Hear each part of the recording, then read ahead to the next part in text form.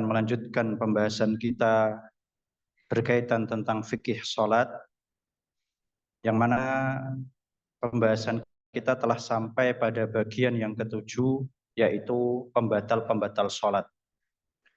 Dan tujuan dari kita mempelajari pembatal sholat, yaitu yang pertama adalah agar kita hindari. Yang kedua adalah agar apabila salah satu dari pembatal tersebut terjadi pada diri kita, maka kita mengetahui kalau sholat kita batal dan kita harus mengulanginya. Inilah dua tujuan utama kita mempelajari pembatal sholat. Di sini disebutkan pembatal yang pertama secara umum adalah hal-hal yang membatalkan toharoh itu sendiri. Ya. Jadi seluruh hal yang membatalkan wudhu, otomatis sholatnya juga batal. Ya. Misalnya buang angin, ya, atau buang air kecil maupun besar, ya, atau mungkin keluarnya darah haid, ya, maupun nifas dan sebagainya, maka sebagaimana hal-hal tadi membatalkan wudhu, begitu pula hal tadi membatalkan sholat. Kemudian yang kedua di sini disebutkan yaitu tertawa dengan suara, ya. Maksudnya tertawa sampai keluar suaranya, hahaha misalnya. Ya. Apa dalilnya? Dalilnya karena tertawa ini lebih parah dari berbicara. Ya. Jadi berbicara saja, nanti yang nomor 3, harusnya nomor 3 ini taruh nomor 2. Ya. Jadi berbicara saja itu membatalkan sholat, apalagi ketawa.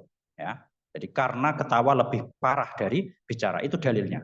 Jadi nanti misalnya para tulab, ya, para siswa maupun siswi di sini ketika mengajarkan tentang pembatal sholat, ditanya, ya, Pak Ustadz atau Ustadzah, mana dalil yang menunjukkan kalau tertawa itu membatalkan sholat? Ya, entah ditanya sama murid kita atau anak-anak kita. Maka kita jawab karena tertawa lebih parah, ya, lebih buruk daripada sekedar berbicara. Itu dalilnya. Ya. Dan yang membatalkan ini kalau sampai keluar suaranya, seperti tadi, ya, hahaha sampai ketawa keluar suaranya. Adapun kalau sekedar tersenyum, ya, maka ini tidak membatalkan sholat. Ya, jadi mungkin cuman senyum doang, ya, nggak sampai keluar suaranya, maka ini tidak membatalkan sholat. Nah, kemudian yang ketiga di sini disebutkan sudah kita bahas tadi, ya, yaitu berbicara dengan sengaja yang selain berkaitan dengan kemaslahatan sholat, ya, misalnya ngobrol sama teman sebelahnya, ya, atau apalah, ya, ngomong sesuatu yang nggak ada kaitannya dengan sholat, ya. Berbeda kalau ada kaitannya dengan sholat. Misalnya apa contohnya? Contohnya seperti benerin imam. Ya. Imamnya lupa misalnya sabbihisma rabbikal a'la. Ya. Tunggu dulu, jangan langsung dibenerin. Ya. Tunggu beberapa saat, kok imamnya diem terus. Nah, barulah dibenarkan. Ya. Alladzi khalaqa fasawwa, seperti itu. Ini sebenarnya berbicara. Ya. Nah, tapi karena dia ada maslahatnya, yaitu membenarkan bacaan imam, maka ini diperbolehkan. Ya, beda kalau tiba-tiba nggak ada sebab, tiba-tiba kita ngaji sendiri, ya, atau kita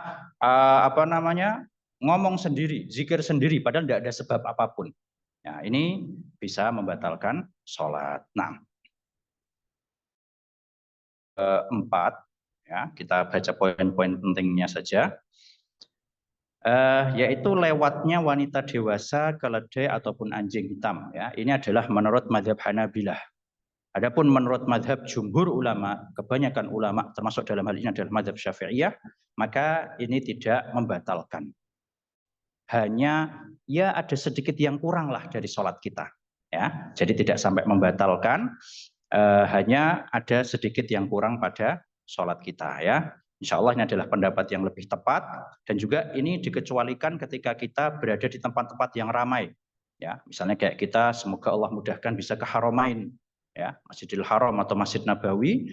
Nah, ini pas kita sholat itu tempat yang ramai, ya, lalu lalang, perempuan, laki-laki, nggak mungkin kita setiap sholat ngalang-ngalangi, kan seperti itu. Ya, maka ini termasuk yang dikecualikan. Wallahu a'lam.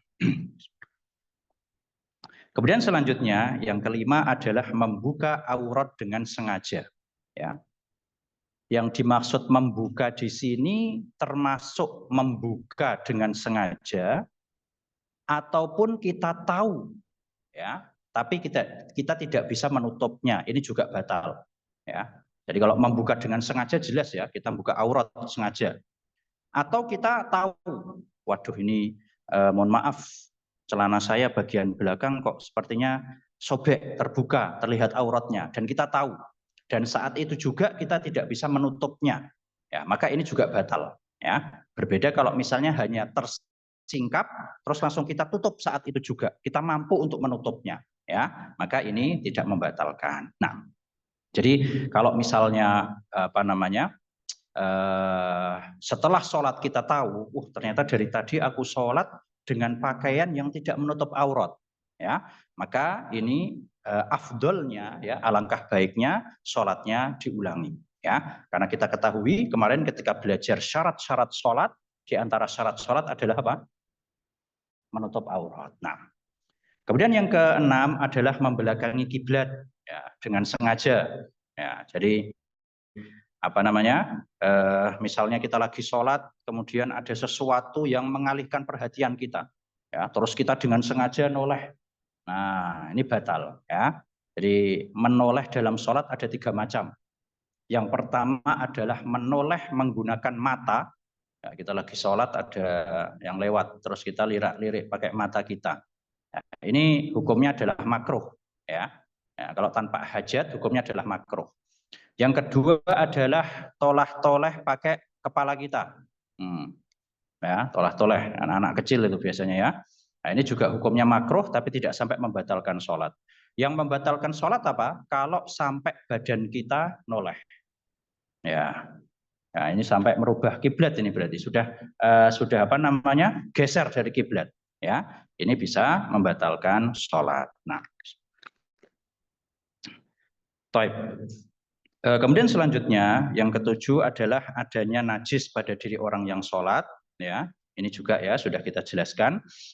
Kalau kita setelah sholat mengetahui, ya, maka memang di sana ada pendapat ulama yang mengatakan tidak perlu mengulang ya. Tapi jumhur ulama, kebanyakan ulama, ini adalah pendapat yang lebih hati-hati. Hendaknya kita ngulang sholat ya. Kalau kita tahu ternyata ada najis yang menempel pada entah tempat, badan maupun pakaian kita. Nah, kemudian yang kedelapan, meninggalkan salah satu rukun sholat. Kemarin sudah dibahas ya sama Ustadz Nur tentang rukun sholat, ya, atau salah satu syaratnya dengan sengaja tanpa uzur. Kemudian yang kesembilan adalah banyak bergerak. Ya, jadi bergerak dalam sholat ini terbagi menjadi 2 secara garis besar. Yang pertama adalah bergerak untuk kemaslahatan sholat. Ya, bergerak yang memang ada tujuannya dalam sholat. Contohnya apa? Mungkin bisa kasih contoh. Bergerak dalam sholat yang memang kita gerak itu karena ada tujuan, ada maslahat. Apa contohnya? Ya, bisa. Ketika kita sholat jamaah, kebetulan makmum depan kita batal. Ya, maka kita dianjurkan untuk maju mengisi soft tersebut atau geser misalnya. Ya. Begitu pula contoh yang lain apa? Ya, betul. Ahsan, barakallahu fiik. Ketika kita sholat sendiri misalnya, tiba-tiba ada orang yang mau lewat di hadapan kita, ya, maka kita diperintahkan untuk menahan dia. Ya, ini adalah sebenarnya suatu gerakan yang bukan termasuk sholat, ya kan? Tapi kita lakukan karena ada apa? Maslahat. Maka ini tidak membatalkan. Ya, ini jenis gerakan yang pertama. Jadi gerakan yang memang ada maslahatnya. Atau kita lagi sholat tiba-tiba ada hewan berbahaya. Ya, terus kita ambil kayu, kemudian apa? Menakuti hewan tersebut. Ini boleh. Ya. Nah, ini yang pertama. Yang kedua adalah gerakan yang tidak ada maslahatnya dalam sholat. Ya, contohnya apa? Ya, ngecek jam kan gitu, atau benerin baju, ya kan? Atau apalah, ya mainin ini kan gitu ya. Nah, ini kalau dilakukan dengan sedikit, maka dia tidak membatalkan sholat. Ya, ya mungkin kadang ada yang gatel ya atau apa ya. Kalau sedikit dilakukan maka tidak membatalkan. ya. Tapi kalau dilakukan dengan banyak, makanya di sini nomor 9 kan tulisannya banyak, ya, maka dia bisa membatalkan sholat. Pertanyaannya, apa patokan sedikit dan banyaknya suatu gerakan? Apa kira-kira yang bisa membedakan patokan? Oh ini gerakan banyak, oh ini gerakan dikit. Kira-kira apa? Penting ini ya. Soalnya banyak yang masih bingung. Ini perbuatan termasuk sedikit atau banyak nih. Kalau banyak batal sholatnya kan gitu. Patokannya apa kira-kira?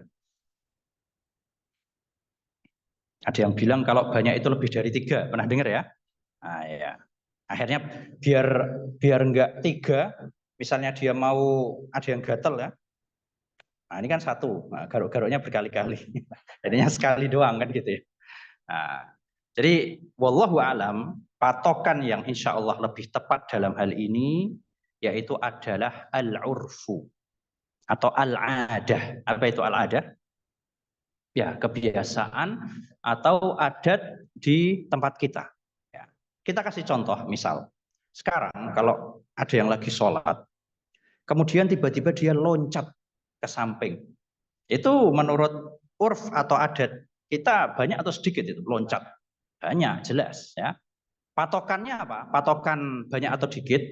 Patokannya adalah kalau ada orang yang lihat si orang yang lagi sholat melakukan gerakan tersebut, dia mengira kalau orang itu lagi nggak sholat. Itu patokannya. Sekarang ada orang lagi berdiri, tiba-tiba loncat. Ini kan orang yang lihat dalam benak dia, oh ini lagi nggak sholat kan gitu. Mana ada orang sholat tiba-tiba loncat tanpa sebab ya. Nah ini berarti termasuk gerakan yang banyak ya.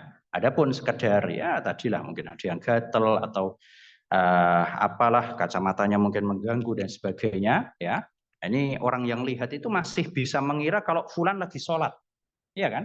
Ya, jadi ini adalah gerakan yang sedikit dan insya Allah tidak membatalkan ya. Misalnya lupa lepas kacamata seperti ini, ya. Ini orang yang lihat masih mengira oh fulan ini sholat gitu.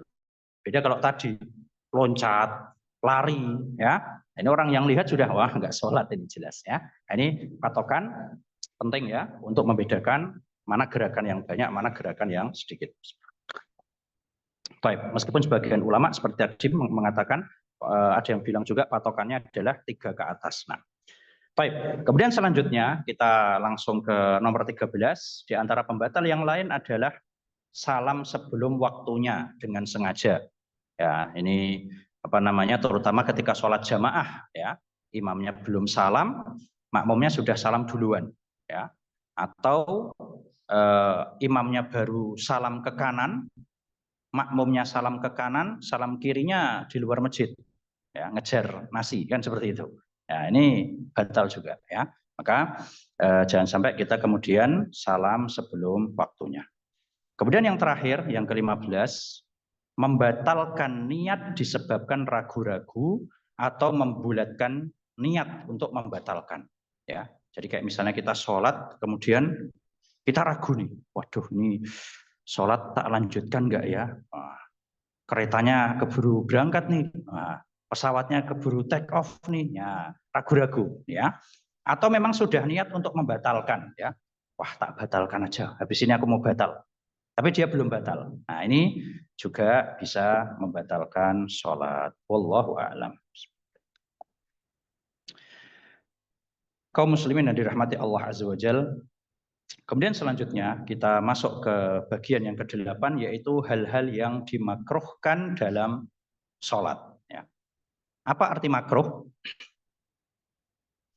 Ya, jadi makruh secara bahasa adalah suatu hal yang tidak disukai, ya, suatu hal yang dibenci, ya, dan secara syariat adalah apabila dilakukan maka tidak mendapatkan dosa dan apabila ditinggalkan maka kita dapat pahala, ya. Jadi meskipun hal-hal ini tidak membatalkan sholat, tapi alangkah baiknya, ya, alangkah baiknya sebisa mungkin kita menghindari hal-hal yang makruh berikut ini. Nah, yang pertama di sini disebutkan yaitu membatasi diri hanya membaca Al-Fatihah saja. Ya, memang kemarin sudah kita pelajari rukun sholat yang wajib dibaca hanyalah apa? Al-Fatihah. Ya. Jadi seandainya ada orang yang cuman baca Al-Fatihah toh, ini pun juga sah sholatnya. Ya. Tapi kalau hal ini dilakukan berulang-ulang, ya, setiap sholat cuman Al-Fatihah toh, ya ini kurang baik. Ya. Kita seolah-olah kayak mempersembahkan kepada Allah suatu ibadah yang ya, kurang sempurna lah, meskipun sah. Ya. Nah, jadi seperti itu. Namun hal seperti ini, keadaan seperti ini bisa kita lakukan saat kita ada hajat, ya, saat kita ada kebutuhan yang mendesak. Ya. Makanya ada sebuah kaidah yang mengatakan apa? Al-hajat tubihul makruhat. Ya. Hajat atau kebutuhan ini membolehkan kita untuk melakukan hal-hal yang sifatnya makruh. Ya. Contohnya apa? Contohnya misal kita suatu saat bangun telat, ya, bangun sholat subuh telat, lihat jam, waduh 5 menit lagi syuruk. Ya. Maka kondisi seperti ini bisa kita lakukan sholat hanya Al-Fatihah saja. Ya. Sekarang mending mana? Baca Al-Fatihah plus surat, tapi nanti pas salam mungkin matahari sudah syuruk, sama kita mencukupkan hanya melakukan hal-hal yang wajib, tapi selesai sholat insya Allah masih nututlah 5 menit itu. Ya. Tentu yang kedua adalah pilihan. Ya. Usahakan gimana biar sholat kita dilakukan di waktunya, pada waktunya. Ya. Nah, jadi manfaat kita tahu yang rukun itu hanya Al-Fatihah, baca surat itu hukumnya sunnah, bukan kemudian kita tinggalkan. Ya, tapi bisa kita manfaatkan saat kita sedang ada hajat, ya, atau kayak tadi sholat tiba-tiba ada pengumuman penumpang pesawat harap masuk, ya, atau kereta sebentar lagi akan berangkat, ya ini ya sudah Al-Fatihah saja gitu loh, karena ada hajat, ya, atau kita kebetulan lagi mohon maaf kebelet ke belakang misalnya, ya, atau mungkin yang ibu-ibu anaknya tiba-tiba ada yang nangis, khawatir terjadi sesuatu. Nah, ini bisa kita lakukan hanya membaca Al-Fatihah saja. Tapi kalau tidak ada hajat, kalau tidak ada udzur syar'i, maka jangan hanya membatasi dengan Al-Fatihah. Nah, kemudian selanjutnya kita langsung ke nomor 4 ya, yang lain nanti bisa dibaca sendiri. Yang keempat adalah memejamkan kedua mata dalam sholat. Nah, ini biasanya banyak dilakukan oleh sebagian masyarakat ya, dengan alasan biar lebih khusyuk. Ya, padahal seperti ini adalah menyelisihi sunnah, khilafus sunnah. Ya.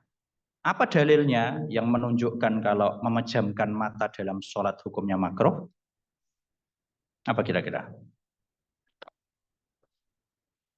Karena ketika sholat kita diperintahkan mengarahkan pandangan kita kemana? Tempat sujud, ya kan?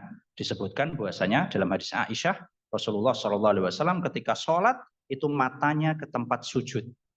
Ya, satu-satunya pandangan tidak ke arah sujud hanyalah ketika kapan? Tasyahud. Ya, ketika tasyahud kita disunahkan melihat apa? Jari. Ya, adapun selain tasyahud maka kita dianjurkan, kita disunahkan untuk melihat ke arah sujud. Ya, makanya orang yang memejamkan mata ketika sholat, ya, tanpa udzur syar'i ya, sekali lagi, beda kalau misalnya ada udzur syar'i. Contohnya apa kira-kira? Udzur syar'i yang membolehkan orang ya mau nggak mau harus merem. Apa contohnya kira-kira? Ya, misalnya ada anak-anak guyon kan gitu ya. Wah, ini kalau apa? Melek terus lah bisa ketawa batal sholatnya kan gitu. Ya, maka dalam kondisi udzur seperti ini bolehlah sekali-kali mungkin merem, nanti ketika sudah tidak ada gangguannya bisa membuka mata lagi. Tidak apa-apa seperti ini ya. Tapi jangan kemudian dijadikan kebiasaan setiap sholat mesti merem. Ya. Ketika ditanya kenapa kok sholat kok memejamkan mata? Karena saya merasa lebih khusyuk. Ya, ini jangan seperti itu karena khawatirnya ini adalah kayak penyesatan dari setan. Ya, setan itu kan menyesatkan orang dari hal-hal yang remeh-remeh dulu. Ya, mungkin kalau langsung disuruh maksiat nggak bisa, ya, disuruh langsung berbuat syirik nggak bisa. Gimana caranya? Diajarkan biar menyelisihi sunnah dulu. Ya, memang nggak dosa, tapi diajari biar, oh ini loh ada seolah-olah ada suatu perbuatan yang lebih baik dari yang diajarkan oleh Nabi Shallallahu Alaihi Wasallam. Nah, pelan-pelan dari situ dulu. Ya, nah ini jangan dijadikan kebiasaan. Kemudian selanjutnya yang kelima, meletakkan atau menempelkan kedua lengan di lantai saat sujud. Ya, jadi ketika sujud kita disunahkan untuk melebarkan ya, melebarkan bahu kita, sama saja bagi perempuan maupun laki-laki. Nah, maka ketika orang menempelkan sikunya ke lantai, ya, ini tak praktekkan di bawah tidak apa-apa ya. Jadi ini yang menempelkan, nah begini, kita disunahkan seperti ini, tapi jangan kalau seperti ini. Maka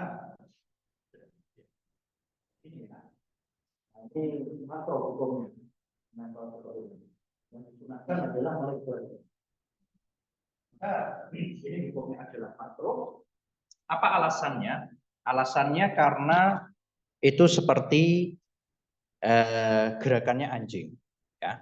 Dan sedikit faedah para jemaah dirahmati Allah, dalam sholat kita dilarang atau dalam sholat ada 4 gerakan yang mirip dengan gerakan hewan yang kita dilarang. Ya. Salah satunya yang pertama adalah apa? Tadi meletakkan siku di lantai. Ini seperti hewan apa tadi? Anjing. Di sini disebutkan. Yang kedua apa? Gerakan hewan yang kita dilarang melakukan saat sholat. Gerakan yang mirip hewan. Apa kira-kira? Ya, turun saat sujud seperti turunnya onta. Taib. Pertanyaannya, onta kalau turun ketika sujud gimana? Apanya dulu yang turun? Kakinya dulu atau tangannya dulu? Tangannya dulu. Tangannya onta yang mana? Kakinya onta yang mana? Atau semuanya kaki? Taib. Dalam masalah ini memang ada khilaf di kalangan ulama, ya. Jadi sebagian ulama mengatakan kalau sujud itu turun lututnya dulu, ya. Sebagian lagi mengatakan kalau sujud tangannya dulu, ya. Pendapat yang insya Allah lebih tepat ini adalah pendapat salah satunya dipilih oleh salah seorang guru kami yang bernama Syekh Abdul Muhsin Al-Abbad hafidhahullah, salah seorang ulama di Madinah. Beliau mengatakan mau lututnya dulu atau tangannya dahulu ini terserah. Ya.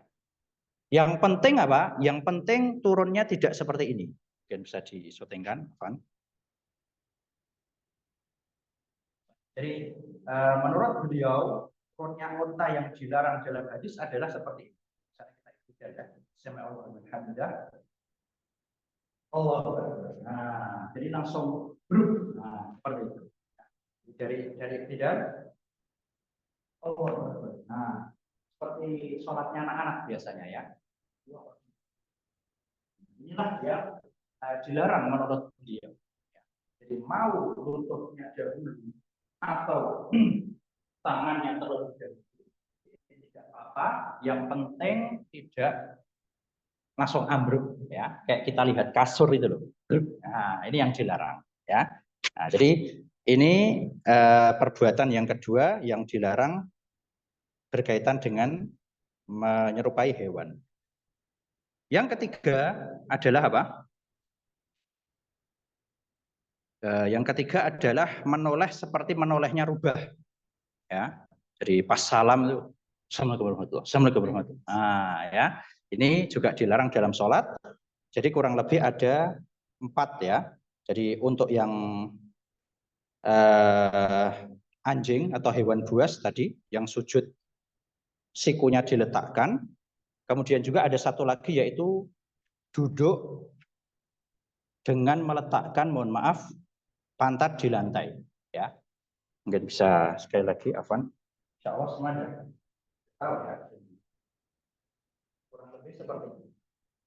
Ya, seperti ini. Jadi kalau yang disunahkan adalah kita duduk menduduki kaki kita, ataupun duduk seperti hewan buas atau dengan meletakkan, maaf, di lantai dan duduk di atas. Ini juga dalam sholat rukuk.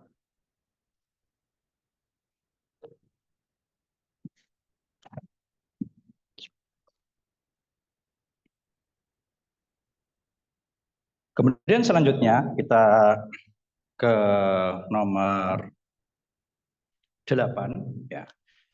Di sini disebutkan di antara hal yang makruh adalah sadel atau menutup mulut dalam sholat ya. Jadi kalau untuk sadel sendiri ini memang ada beberapa tafsiran di kalangan ulama ya. Ada yang mengatakan kayak pakai itu apa, kalau sebagian jamaah pernah lihat orang Yahudi itu kadang pakai kayak kain itu taruh di kepalanya seperti ini, orang Yahudi. Bukan gutroh ya, gutroh yang kayak orang Saudi itu bukan, tapi dia cuman kain kayak selendang kemudian ditaruh di kepala. Orang Yahudi biasanya seperti itu. Yang ingin saya fokus adalah di kalimat menutup mulut. Ya, jadi menutup mulut dalam sholat ini hukumnya adalah makruh. Ya, hadisnya bisa dibaca di sini. Dan tadi sudah kita sebutkan ada kaidah yang mengatakan apa? Al-hajat tubihul makruhat. Ya, suatu kebutuhan, suatu hajat ini membolehkan kita untuk melakukan hal yang makruh. Contohnya apa? Misalnya di tahun-tahun kemarin ya, ketika kita Covid, nasallallahu salamah, semoga Allah lindungi kita dari wabah seperti itu. Nah, ini ada hajat ya. Aslinya hukumnya makruh sholat pakai masker.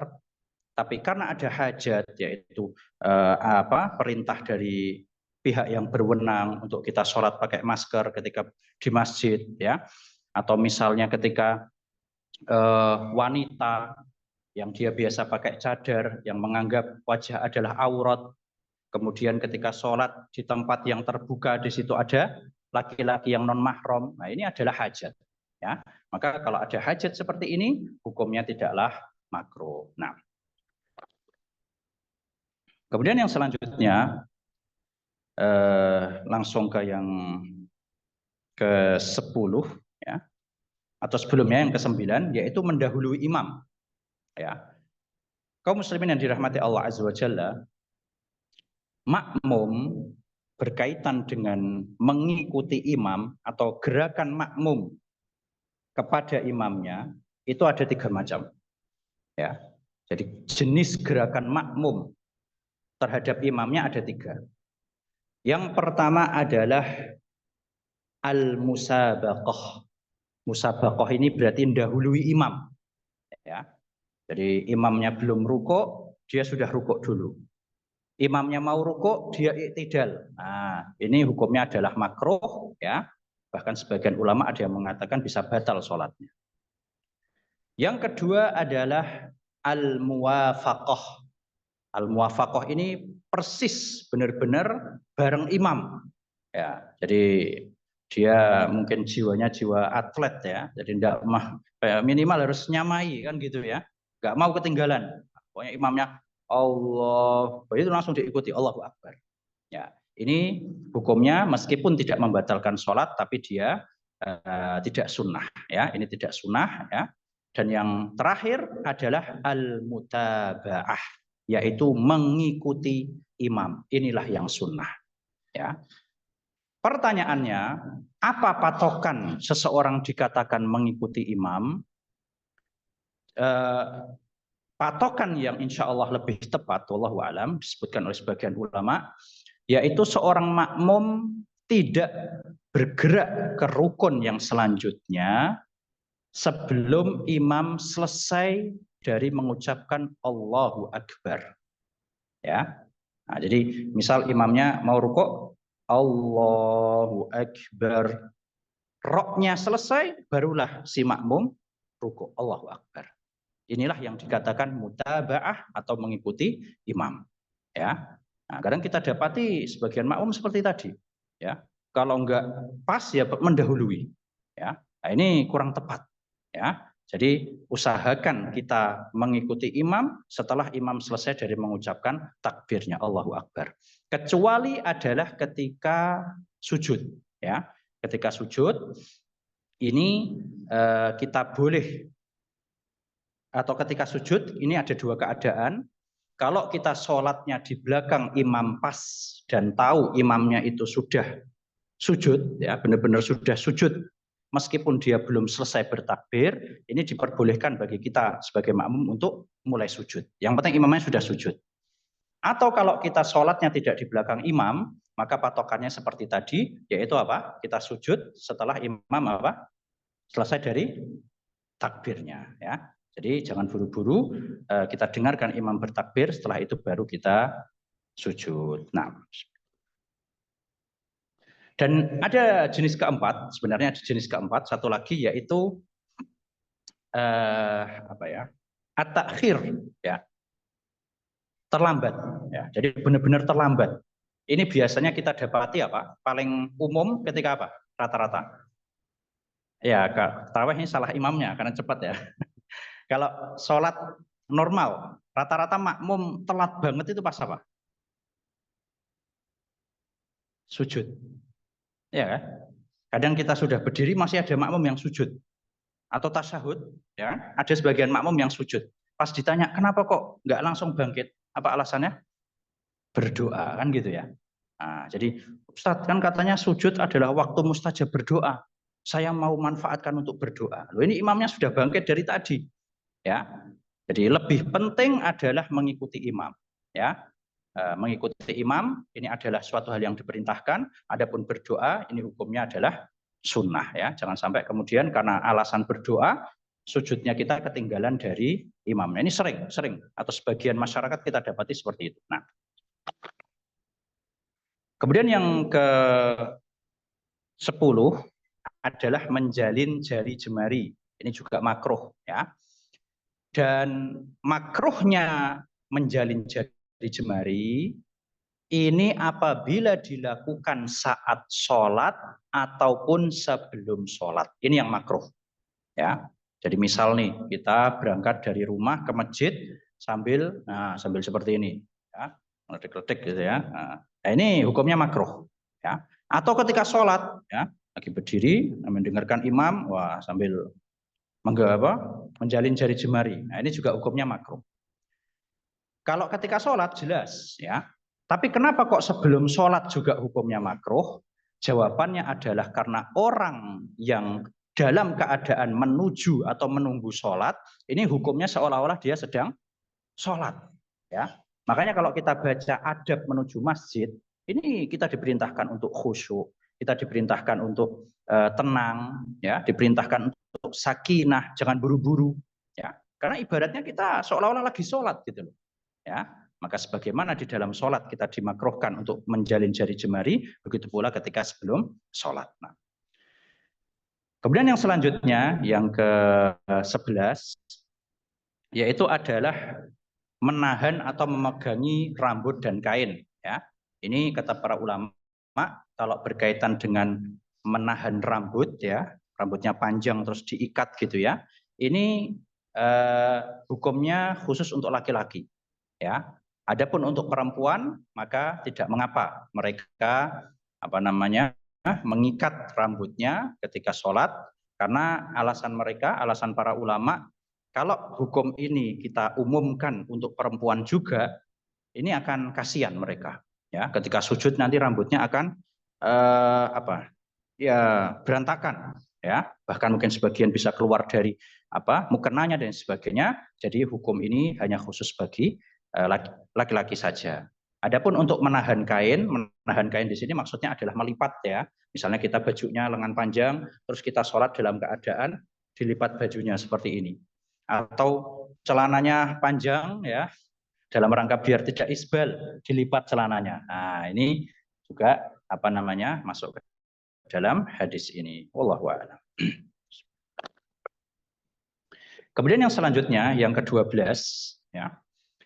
Di antara hal yang makruh dalam sholat adalah sholat saat hidangan makanan sudah siap, ya, atau dalam keadaan menahan 2 buang hajat. Ya. Jadi syarat kita atau dalam sebuah hadis Rasulullah SAW pernah bersabda,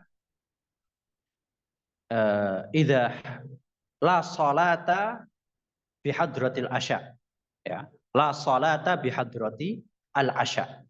Tidak ada sholat ketika makan malam telah dihidangkan. Ya, tidak ada sholat di sini maksudnya adalah hukumnya makruh kalau tetap sholat. Ya. Syaratnya apa? Syarat diperbolehkannya kita mendahulukan makan dibandingkan sholat. Syaratnya ada dua, harus terpenuhi. Ya. Syarat yang pertama adalah makanan itu sudah jahis, sudah siap santap. Ya. Jadi sudah tinggal makan, dihidangkan di depan kita, qadarullah masjid sudah qomat. Ya, ini syarat yang pertama. Jadi makanannya sudah matang, belum baru sedang dimasak atau bahkan lagi dibelikan bahan-bahannya. Nah, ini nggak masuk ke dalam hadis ini. Syarat yang kedua adalah kita benar-benar sangat lapar. Ya, mungkin habis safar sampai rumah lapar dikasih makanan. Nah, ini dua syaratnya sudah terpenuhi. Ya, yang pertama makanannya sudah siap santap, yang kedua keadaan kita memang benar-benar lapar. Ya, berbeda kalau misalnya kita ya biasa saja, ya seandainya nggak makan itu sholatnya masih bisa khusyuk gitu loh. Ya, maka ini harus lebih didahulukan sholat. Dan tak tambahi syarat yang ketiga, yaitu jangan dijadikan kebiasaan. Ya, semakannya mesti setiap adzan isya, wah ya, dengan alasan tidak ada sholat apabila makanan telah dihidangkan. Ya, setiap isya mesti telat terus. Ya, ini tidak boleh karena dijadikan kebiasaan.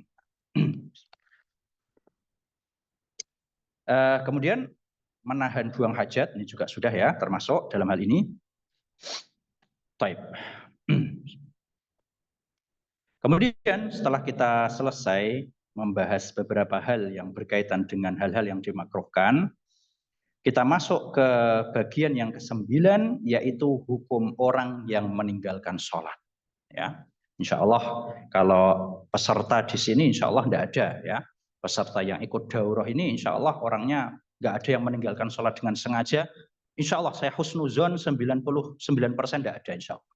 Ya, tapi di sini kita mempelajarinya dalam rangka supaya kita bisa lebih mengilmui dan bisa kita ajarkan kepada masyarakat di tempat kita. Nah, di sini dibagi menjadi dua berkaitan dengan orang yang meninggalkan sholat. Yang pertama adalah barang siapa yang meninggalkan sholat karena mengingkari kewajibannya. Ya, jadi misalnya bilang ngapain sholat kan nggak wajib. Ya. Atau bilang wah aku sudah sampai derajat ini yang sudah tidak wajib sholat. Wah ya. Nah, ini khawatirnya kalau dia sudah dinasihati, sudah dipahamkan, ini loh dalil-dalilnya begini, tetap ngeyel, waliyazubillah, khawatirnya bisa mengeluarkan dia dari Islam. Ya, ini yang pertama. Jadi mengingkari kewajibannya. Yang kedua, kalau dia meninggalkannya karena malas. Nah, ini rata-rata kaum muslimin di Indo yang kedua. Ya, jadi kalau ditanya kenapa nggak sholat, waduh, jawabannya pasti gitu. Ya, dia tahu itu salah. Dia tahu sholat itu wajib. Tapi kenapa nggak sholat? Dia mau bilang malas itu berat. Ya, dia tahu kalau itu wajib. Nah, ini rata-rata kaum muslimin yang melakukannya adalah yang jenis yang kedua, malas. Ya, maka dalam hal ini di sana memang ada khilaf di kalangan ulama. Ya, apakah orang yang meninggalkan sholat karena malas dia juga bisa dihukumi keluar dari Islam, atau dia dianggap telah melakukan dosa besar yang tidak mengeluarkan dari Islam. Ya. Adapun pendapat jumhur ulama, kebanyakan ulama, maka mereka berpendapat bahwasanya orang yang meninggalkan sholat karena malas, dia telah melakukan dosa besar, ya, tapi tidak sampai keluar dari Islam. Ya. Dan sebagian pendapat yang lain, dalam hal ini adalah mazhab Hanabilah, mereka berpendapat bahwasanya orang yang meninggalkan sholat bisa keluar dari Islam. Waliyasubillah. Dalam hal ini ada sebuah poin penting. Ini harus kita pahamkan kepada para peserta dan juga nanti dipahamkan ke masyarakat. Tugas kita sebagai dai, tugas kita sebagai guru, ya, hanya menjelaskan hukumnya, bukan menghukumi. Ya. Hanya menjelaskan hukumnya, Pak, Bu, sholat ya, karena sebagian ulama khawatirnya kalau seperti ini bisa mengeluarkan dari Islam. Tidak menghukumi anta kafir, tidak boleh. Ya, menghukumi orang keluar dari Islam ini satu-satunya adalah tugasnya umarok dan ulama. Ya, kita sebagai masyarakat biasa tidak boleh menghukumi orang yang tidak sholat. Ya, bahkan yang mengingkari kewajibannya sekalipun kita hukumi dia keluar dari Islam, tidak boleh. Kita hanya menjelaskan hukumnya saja. Ya, bahkan para ulama menjelaskan dari dulu sampai sekarang nggak ada satu kasus pun orang yang dikeluarkan dari Islam hanya karena tidak sholat, nggak ada. Ya, saking bahayanya perkara ini. Ya, jadi tugas kita sekali lagi hanya menjelaskan hukumnya, bukan menghukumi. Ya, saya pernah ditanya, ya, Ustadz, ini ada fulan, dia nggak pernah sholat, ya, terus dia meninggal. Ya. Ini boleh nggak kita urus jenazahnya dan dikuburkan di pekuburan kaum muslimin? Nah, ini kan bahaya kalau nggak dijelaskan seperti ini, bahaya banget. Ya. Maka kita jelaskan, selama secara zohir dia masih mengaku Islam, ya, gimana kita bisa tahu? Lihat aja KTP-nya. KTP-nya masih Islam, udah hukumi aja. Ya, secara zohir dia masih Islam, secara zohir dia tidak melakukan hal-hal yang menunjukkan kalau dia non Islam, ya, maka tetap kita muamalahi seolah-olah dia orang Muslim. Adapun urusan batinnya, urusan perkara hatinya, kita serahkan kepada Allah Azza wa Jalla. Ya, nah ini harus penting, harus kita jelaskan, jangan sampai kemudian kita bermudah-mudahan, ya, waliyazubillah, dalam mengeluarkan orang dari Islam. Nah, Taib. Kita sudah selesai, alhamdulillah, dari pembahasan tentang sholat wajib, ya. Dan kita masuk ke pembahasan yang selanjutnya, yaitu tentang sholat sunnah.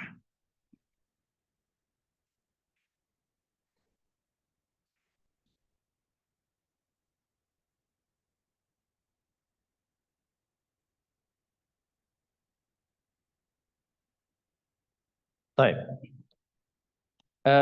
Kita masuk ke bab yang kelima, yaitu tentang sholat sunnah. Di sini disebutkan keutamaan sholat sunnah, ya. Di antaranya apa namanya, di dalam sebuah hadis qudsi Allah menjelaskan bahwasanya tidaklah hambaku mendekatkan diri kepadaku dengan sesuatu yang paling aku cintai, yaitu hal-hal yang hukumnya wajib. Ya, jadi kita dalam beribadah kita harus prioritas melakukan hal yang hukumnya wajib dahulu. Ya, jangan sampai kemudian kebalik. Ya, karena melakukan ibadah sunnah akhirnya yang wajib keteteran, tidak boleh. Ya, ini namanya orang yang tertipu. Dalam sebuah kaidah disebutkan oleh para ulama, man syaghalahul fardu anin nafli fahuwa ma'dzur. Barang siapa yang dia tersibukkan dengan hal yang wajib dari hal yang sifatnya sunnah, maka orang ini ma'dzur. Apa itu ma'dzur? Diberi uzur, nggak apa-apa, dimaafkan. Ya, jadi karena dia sibuk melakukan hal yang wajib, akhirnya yang sunnah-sunnah ya belum terlaksanakan. Wa man syaghalahu naflu 'anil fardi fahuwa maghrur. Dan barang siapa yang dia tersibukkan dengan hal yang sunnah dari hal yang wajib, maka orang ini maghrur, yaitu tertipu. Ya, contohnya apa? Misal dia ada orang yang sholat malam rajin, ya, tapi sholat subuhnya mesti telat. Nah, ini tertipu orang seperti ini. Ya, berbeda dengan orang yang mungkin ya sholat malamnya mungkin baru bisa sholat witir 1 rakaat atau 3 rakaat, itu pun dilakukan ba'da isya misalnya. Ya, tapi sholat subuhnya masya Allah sebelum adzan udah ke masjid. Nah, ini orang yang bagus, ya. Ini orang yang termaafkan dan baik. Jadi prioritas pertama adalah ibadah yang wajib. Baru kemudian Allah mengatakan dalam hadis qudsi, wa ma yazalu 'abdi yataqarrabu ilayya bin nawafili hatta uhibbahu. Dan tidaklah hambaku mendekatkan diri kepadaku dengan ibadah-ibadah yang sunnah sampai aku mencintainya.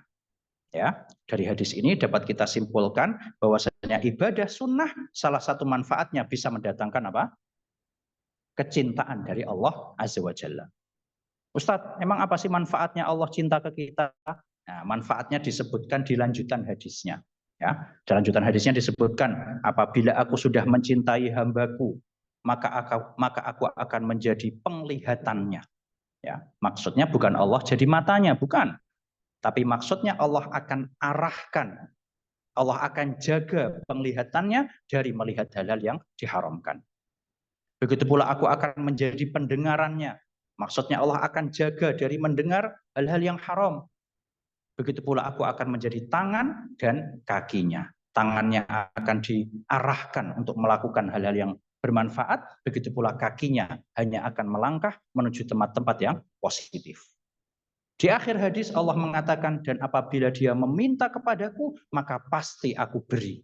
Wah, apalagi keistimewaan yang lebih utama dari ini para jemaah. Ya, nah, maka kalau pengen kita ketika minta kepada Allah pengen langsung diberi, kemudian anggota badan kita pengen dijaga dari hal-hal yang negatif, salah satunya adalah perbanyak ibadah sunnah. Ya, makanya tidak sedikit para ulama yang menasihati para pemuda. Ya, ketika bertanya misalnya, ya Syekh, gimana caranya biar bisa meninggalkan maksiat? Ya, gimana caranya biar bisa produktif waktunya? Ya, maka nasihatnya adalah perbanyak ibadah sunnah, sholat sunnah, puasa sunnah dan yang lain sebagainya. Nah, baik. Kemudian di sini disebutkan hikmah dari pensyariatan sholat sunnah. Ya, kita baca sekilas. Di antaranya yang pertama disebutkan bisa untuk menambah iman. Ya, jadi akidah Ahlussunnah wal Jamaah, para ulama mengatakan al-imanu yazidu bit ta'ah wa yanqusu bil maksiyah. Keimanan bisa bertambah dengan ketaatan. Nah, ini ibadah sunnah. Ya, ibadah wajib mau nggak mau kita lakukan. Ya, tapi ibadah sunnah ini bisa menambah keimanan.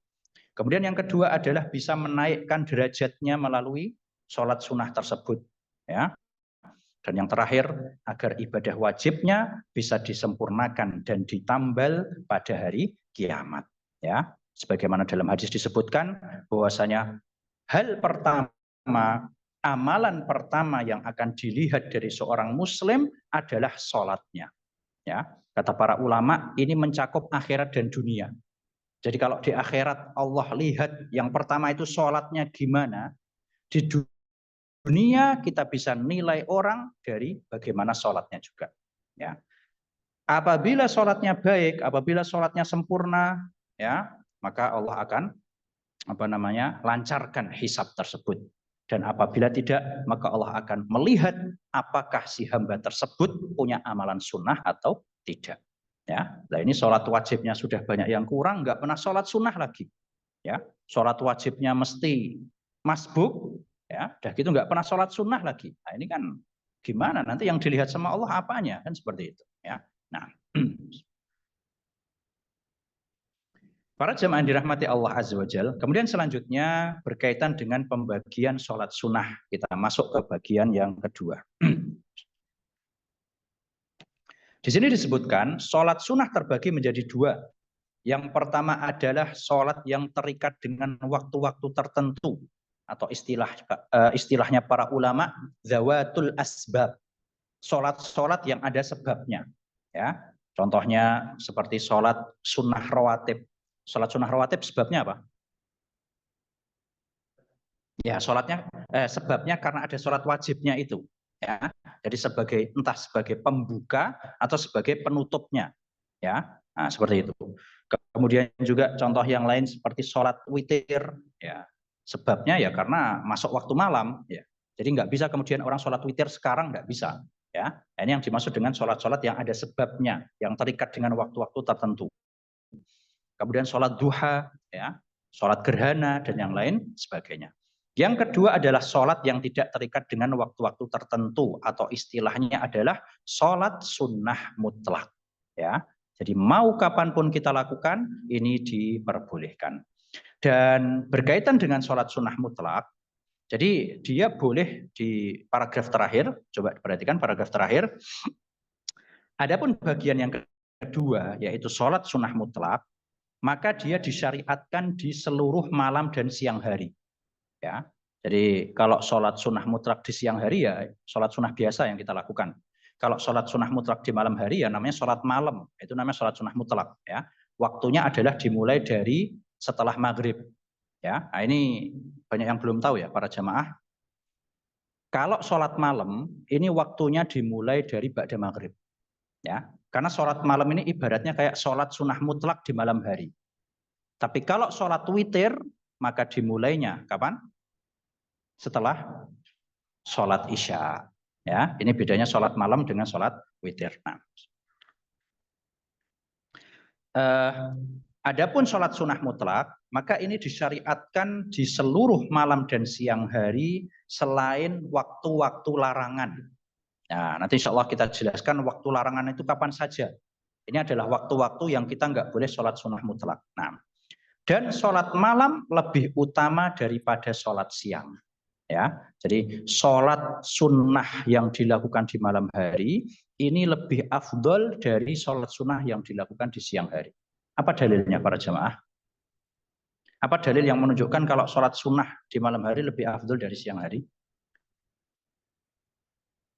Dalilnya diantaranya Allah sebutkan dalam surat Al-Muzammil. Allah mengatakan, Inna nasyi'atal laili hiya asyaddu wata'an wa aqwamu qila. Ya, sesungguhnya ibadah di malam hari, sholat di malam hari dan lain sebagainya ini lebih asyaddu wata'an, lebih mantap dalam mengerjakannya.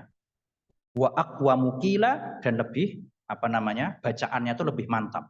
Ya, nah ini biasanya kita kalau siang hari kan ada suara ini, ada pikiran pekerjaan, anak-anak masih bangun dan lain sebagainya. Beda dengan ketika malam hari. Nah, kemudian selanjutnya di sini disebutkan adalah sholat sunnah yang dianjurkan secara berjamaah. Ya, jadi sholat sunnah ini terbagi jadi dua para jamaah. Ya, berkaitan dengan jamaah.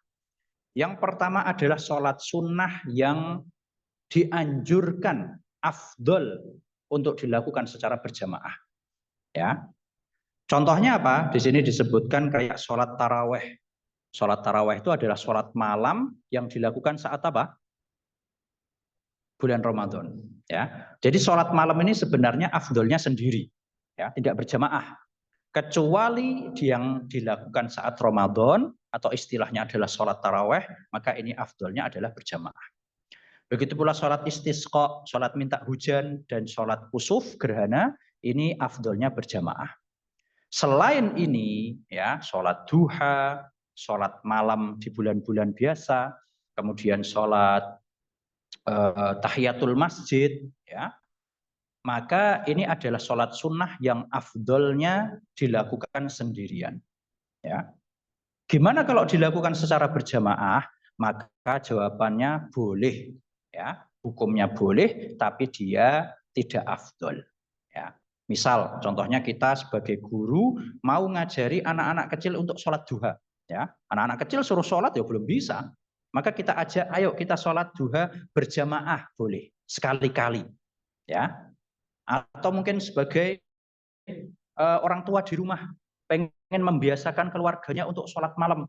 Ya, akhirnya diajak, ayo kita sholat malam berjamaah sekali-kali. Ini boleh. Ya, nah, jadi kalau tanya hukumnya boleh, hanya saja afdolnya memang sendiri-sendiri. Wallahu a'lam. Kaum muslimin yang dirahmati Allah Azza wa Jalla. Kemudian selanjutnya kita masuk ke bagian yang keempat, yaitu jumlah sholat sunnah rawatib. Ya. Berapakah atau berapa rakaat jumlah sholat sunnah rawatib para jemaah? Sebatas yang antum ketahui berapa? Sholat sunnah rawatib berapa rakaat? 12 ya. Jumhur ulama, ya, kebanyakan ulama, termasuk dalam hal ini adalah mazhab Syafi'iyah, mengatakan jumlahnya adalah 10. Ya, ini pendapat jumhur. Sebagian ulama mengatakan jumlahnya adalah 12. Nanti insya Allah kita sebutkan setelah pembahasan ini. 10 rakaat ini adalah apa? 2 qobliyah subuh, kemudian 2 qobliyah duhur, 2 ba'diyah zuhur, 2 ba'diyah maghrib, dan 2 ba'diyah isya, total 10. Ini pendapatnya jumhur ulama. Yang berpendapat 12 rakaat yaitu sebelum duhurnya ditambah 2 rakaat lagi. Ya, jadi total 4 rakaat. 4 rakaat ini maksudnya 2 kali salam. Ya, jadi 2 kemudian 2. Nah, ini adalah berkaitan dengan sholat sunnah rawatib, pahalanya, keutamaannya bisa dibaca dalam hadis, ya. Barang siapa yang menjaganya akan dibangunkan surga, ya. Dan dari 10 atau 12 rakaat ini yang paling afdol, yang paling prioritas adalah qobliyah subuh. Ya, dalam sebuah hadis Rasulullah SAW bersabda, "Raqatal fajri khairun minad dunya wa ma fiha." 2 rakaat sholat subuh, maksudnya qobliyah subuh, ini lebih mulia dari dunia dan seisinya. Jadi orang yang bangun ketika subuh, orang yang bangun sebelum melakukan sholat subuh, ini punya 2 keutamaan. Keutamaan ukhrawi dan keutamaan duniawi. Keutamaan ukhrawinya dia bisa melakukan 2 rakaat qobliyah subuh. Yang tadi sudah kita baca hadisnya. Keutamaan duniawinya dia akan mendapatkan sabda Nabi SAW, Allahumma barik li ummati fi bukuriha. Ya Allah, berkahilah umatku di waktu paginya. Ya, maka pas waktu pagi ini manfaatkan untuk hal-hal yang positif para jamaah. Ya, yang pelajar manfaatkan untuk belajar, yang pekerja manfaatkan untuk persiapan kerja, ya. Yang mungkin ibu rumah tangga persiapkan untuk khidmah mengurus keluarganya, insya Allah barokah, ya, barokah dunia akhirat, ya. Bahkan sedikit keluar dari tema, ya, tapi ini untuk menyemangati biar kita bisa produktif di waktu pagi. Perawi hadis tadi, ya, perawinya saya lupa ya namanya, Al-Ghamidi, pokoknya terakhirnya Al-Ghamidi, sahabat ini beliau kebetulan seorang pedagang, ya, perawi hadis yang mengatakan, ya Allah berkahilah umatku di waktu paginya, ya. Dan beliau biasa mengirim dagangannya di waktu pagi, ya. Dan apa yang terjadi? Beliau rutinkan perbuatan tersebut sampai akhirnya beliau menjadi saudagar, dan saking kayanya beliau sampai lupa naruh uangnya itu di mana saja. Ya, saking banyaknya. Ya. Kalau kita kan lupa naruh dompet bingung kan gitu ya. Beliau lupa naruh duit saking banyaknya nggak bingung gitu. Di mana aja ya. Nah, ini menunjukkan berkahnya waktu pagi. Nah, dan juga di antara hal yang menunjukkan kalau prioritas adalah qobliyah subuh, dalam sebuah hadis disebutkan walam yakun yada'ahuma abadan. Nabi SAW tidak pernah meninggalkan 2 rakaat qobliyah subuh ketika mukim maupun ketika safar. Nah, kemudian selanjutnya kita masuk ke bagian yang kelima, yaitu tentang sholat witir. Ya, di sini disebutkan sholat witir hukumnya adalah sunnah muakkadah. Ya, hadis-hadisnya banyak, ya. Innallaha witrun yuhibbul witra. Ya, sesungguhnya Allah itu ganjil, maksudnya satu, dan dia suka. Di sini ada yang mbak buku. Di sini diartikan mencintai yang ganjil, ya. Padahal kurang tepat artikannya, ya. Arti yang benar, ini pentingnya kita belajar jangan hanya pakai buku saja para jamaah, ya. Para ulama mengatakan man kana syaikhuhu kitabahu kana khata'uhu aktsar min kitab kana khata'uhu aktsar min shawabi. Barang siapa yang menjadikan bukunya sebagai gurunya, jadi membaca dari buku tanpa hadir di majelis, tanpa ikut pengajian, maka biasanya kesalahannya akan lebih banyak daripada benarnya. Ya. Yang dimaksud dengan yuhibbul witro, mencintai witir, bukan mencintai bilangan ganjil, bukan, ya. Tapi maksudnya mencintai sholat witir. Ya. Jadi bukan kemudian setiap nulis angka pilih yang ganjil. Kenapa? Karena disukai oleh Allah. Ya, berarti bilangan genap nggak disukai dong kan gitu ya. Nah, jadi yang dimaksud mencintai witir di sini mencintai sholat witir, ya, seperti itu. Dan waktunya di sini disebutkan yaitu antara sholat isya dengan sholat subuh, ya. Jadi bagi kita yang sudah melakukan sholat isya, syukur-syukur bisa ba'diyah isya, setelah itu kita bisa melakukan witir. Dan nasihat bagi kita yang masih susah melakukan sholat witir, ya, lakukanlah langsung ba'da isya. Ini waktu paling mudah, ya. Jadi setelah zikir, setelah ba'diyah isya, lakukan sholat witir. Meskipun 1 rakaat tidak apa-apa, itu jauh lebih baik daripada tidak sama sekali. Ya, ini waktu paling mudah. Ba'da isya itu paling gampang. Kita masih seger, kita masih yang laki-laki masih di masjid, yang perempuan masih pakai mukena, untuk melakukan sholat ini gampang. Dibandingkan apa? Aku sholatnya nanti sebelum tidur saja. Siapa yang jamin? Ya, sebelum tidur itu udah capek-capeknya itu. Ya. Atau aku nanti sholatnya di waktu yang paling mulia saja, sebelum subuh. Iya, nek bangun. Ya, kalau enggak kan gitu. Ya, maka untuk melatih, mulailah dari ba'da isya secara langsung. Nah, ini lebih mudah. Nah.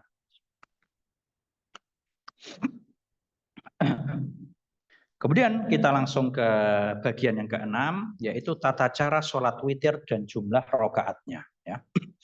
Sholat witir minimal adalah 1 rakaat. Nah, ini jangan sampai nggak sholat witir para jemaah. Gampang banget 1 rakaat. Habis isya langsung sholat 1 rakaat wis. Gampang ya. Dan maksimalnya adalah 11 rakaat.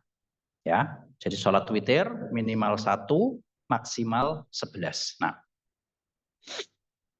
kemudian selanjutnya kita masuk ke bagian yang ke-7, yaitu waktu-waktu yang dilarang melakukan sholat sunnah. Taib. Para jemaah dirahmati Allah Azza wa Jalla, secara garis besar waktu larangan untuk melakukan sholat sunnah ini ada. Ini secara garis besar. Ya. Yang pertama yaitu ketika masuk sholat subuh atau masuk waktu subuh sampai matahari meninggi. Ini waktu yang pertama. Coba perhatikan. Di sini ada hal yang harus diperhatikan. Tadi waktu pertama saya bilang apa? Masuk waktu subuh, saya nggak bilang setelah sholat subuh, ya. Masuk waktu subuh sampai matahari meninggi.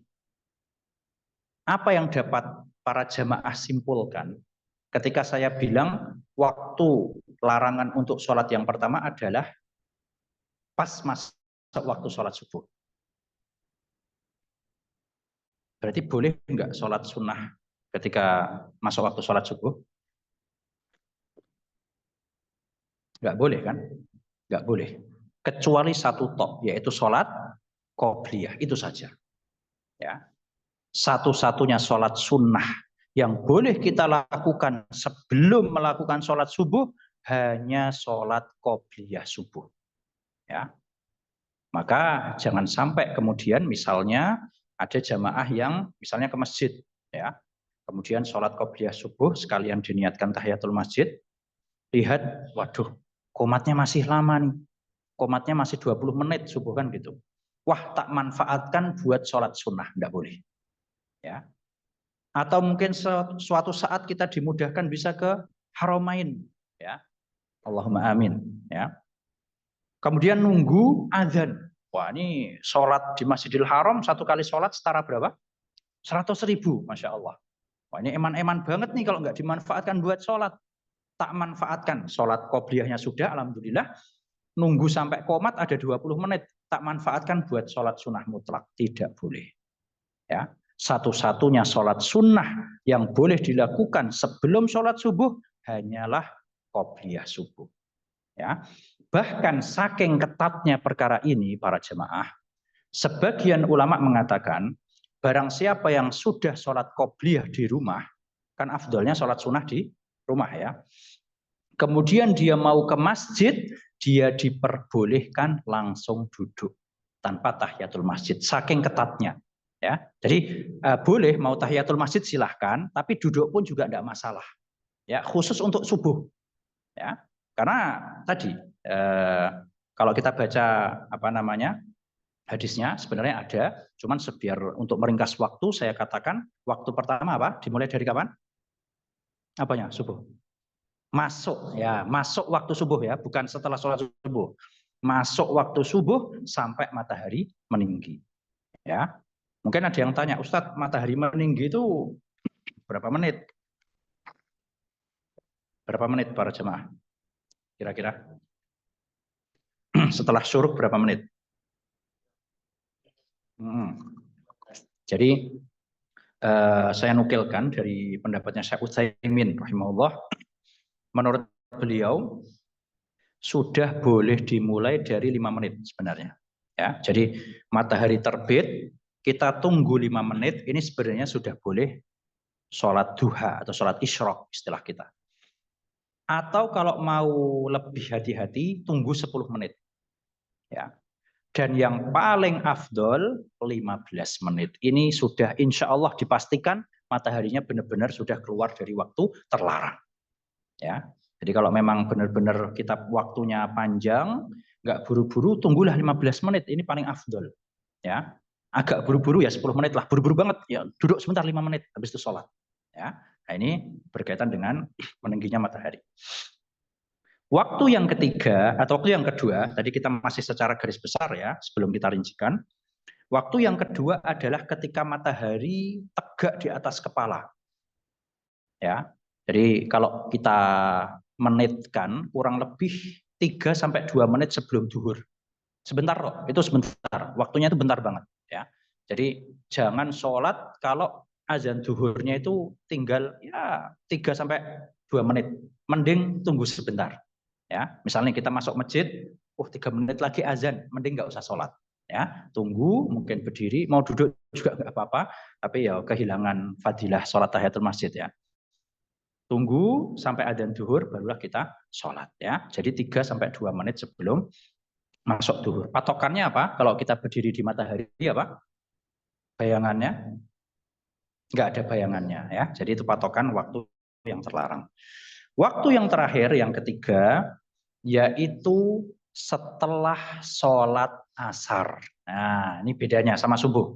Ya, kalau subuh tadi apa? Setelah masuknya waktu subuh. Ya, bukan setelah sholat subuh. Ya. Waktu yang ketiga adalah setelah sholat asar. Jadi setelah kita melakukan sholat asar. Berarti selama kita belum sholat asar, kita boleh melakukan sholat sunnah sebanyak apapun. Ya, sholat qobliyah asar. Azannya masih 10 menit lagi, tak manfaatkan buat sholat sunnah, silahkan. Ya, ini bedanya subuh sama asar. Jadi kalau subuh setelah masuknya waktu subuh, kalau asar adalah setelah sholat asar sampai matahari terbenam. Wallahu a'lam. Baik, di sini saya tutup pembahasan ini dengan rincian dari 3 tadi. Tadi kan secara garis besar 3 ya. Kalau dirinci, ini yang pertama, waktu yang pertama ada di buku ya, yaitu dari saya agak beda sama buku ya, soalnya saya ambil pendapat yang lebih hati-hati. Kalau di buku kan setelah sholat subuh ya Mbak buku. Jadi yang pertama adalah masuknya waktu sholat subuh sampai sholat subuh itu sendiri. Ini waktu pertama kalau dirinci. Ya. Masuknya waktu subuh sampai terbitnya matahari. Ini waktu yang pertama. Ya, kita tidak boleh sholat sunnah mutlak. Waktu yang kedua dari matahari terbit sampai dia meninggi. Ya, tadi sudah kita convert ke menit, kurang lebih berapa? Ya, 5 sampai 15, kurang lebih seperti itu. Ini waktu yang kedua. Jadi dari matahari terbit sampai 5 atau 15 menit setelah itu. Waktu yang ketiga adalah ketika matahari tegak di atas kepala kita, sudah tadi. Waktu yang keempat adalah setelah sholat asar sampai matahari mulai masuk. Ya, jadi belum gelap, tapi sudah mulai matahari sudah mulai masuk, mau tenggelam, merah, warnanya merah. Ya. Dan waktu yang terakhir adalah saat matahari tenggelam sampai benar-benar tenggelam. Ya, jadi kalau di total ada 5 waktu. Toib. Sekarang pertanyaan terakhir, mana waktu yang paling terlarang dari 5 waktu ini kira-kira? Coba, kira-kira mana yang paling terlarang yang mana? Mungkin antum pernah mendengar saat orang-orang musyrik menyembah matahari, saat orang-orang kufar menyembah matahari, pas kapan itu? Ya, pas terbit dan pas tenggelamnya. Ini yang paling nggak boleh dari 5. Berarti kalau dari 5 tadi, nomor berapa yang paling fatal? Nomor 5 dan 2. Nomor 5 dan 2 ini yang paling nggak boleh. Jadi pas matahari terbit sampai 15 menit kemudian, sama ketika proses tenggelamnya matahari tersebut. Ini yang paling fatal, nggak boleh kita sholat sunnah.